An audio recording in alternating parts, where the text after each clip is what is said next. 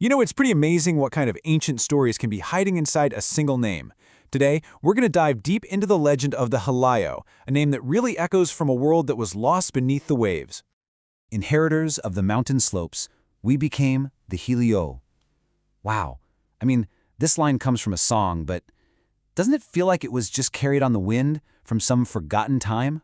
It really speaks of a people who were defined by mountains, a people who inherited a legacy from the highest places in the world.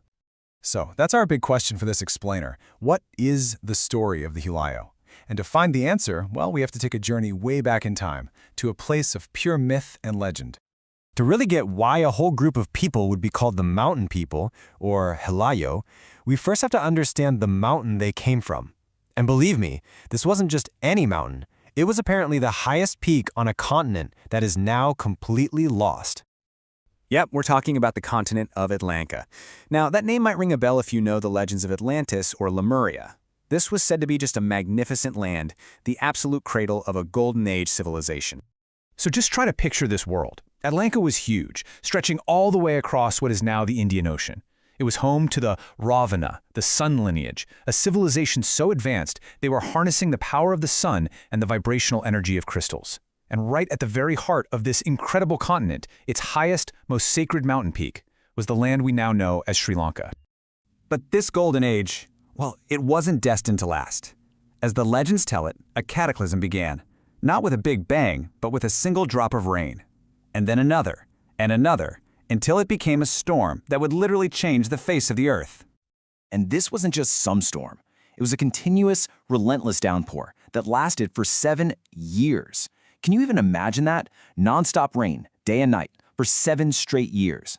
Slowly but inevitably, the lowlands of that great continent began to fill, and the sea levels just kept on rising. Okay, and this is where it gets really interesting, because this one single event ended up creating 2 completely different stories. Was it a great flood that swallowed the world, or was it a slow, rising sea that just redrew the maps? Well, the answer, it turns out, depends entirely on where you are standing. Think about it. For the people living down in the lowlands of Atalanka, the experience was a terrifying world-ending flood. They were forced to flee, spreading out across the globe and carrying with them this memory of a great deluge. But for those who lived up on the highest mountain peak, the experience was totally different. They didn't see a flood coming for them. They watched as the sea slowly rose around them, turning their mountain home into an island. And this just perfectly illustrates the core idea of this whole myth. The same event, but 2 totally different realities. One group experienced a destructive flood. The other witnessed the birth of an island. And this, right here, is why the people of that mountain became known as the Helayo, the mountain people, the inheritors of the very last piece of Atalanka left above the waves.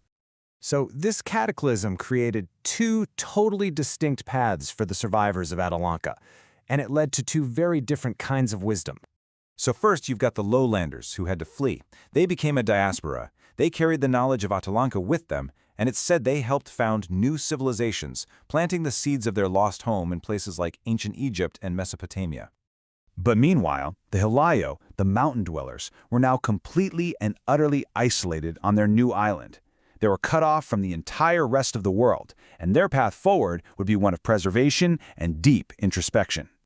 And this isolation, it had profound consequences. For one, their advanced sun-dependent crystal technology was now basically useless, without the constant sun of their golden age. So they just abandoned it. In the peace and quiet of their island home, their entire culture turned inward.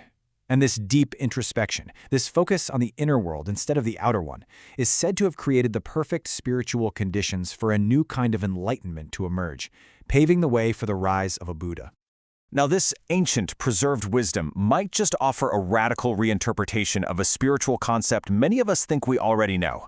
What if the Helayo's isolation preserved an original Atlantean understanding of the ultimate goal of existence itself? When most of us hear the word nirvana, we usually think of it as an end, right? The extinguishing of the self, the end of existence, all to escape the cycle of rebirth. But what if that's a translation that lost something really profound along the way? What if the wisdom preserved by the Helayo, the direct inheritors of Atalanka, pointed to a totally different destiny? What if nirvana isn't an end at all? This is the alternative interpretation, and it aligns with other ancient teachings, like those of Thoth the Atlantean. In this view, nirvana is not the end of your existence, it's the end of compulsory existence. It's about breaking the chains of that automatic cycle of rebirth, freeing the soul to exist consciously, to roam freely across the cosmos, liberated, yes, but not extinguished. And this, according to the legend, is the true wisdom of Atalanka, preserved in isolation by the Helayo. The ultimate goal isn't to just disappear, but to become so free that you transcend the cycle itself. It's the ultimate liberation, not annihilation. I mean, that is a truly fascinating thought. It really makes you wonder, doesn't it? If a story this profound can be hidden inside a single name, like Helayo, what other ancient truths might be waiting for us, hidden in plain sight, in the words and legends we hear every single day?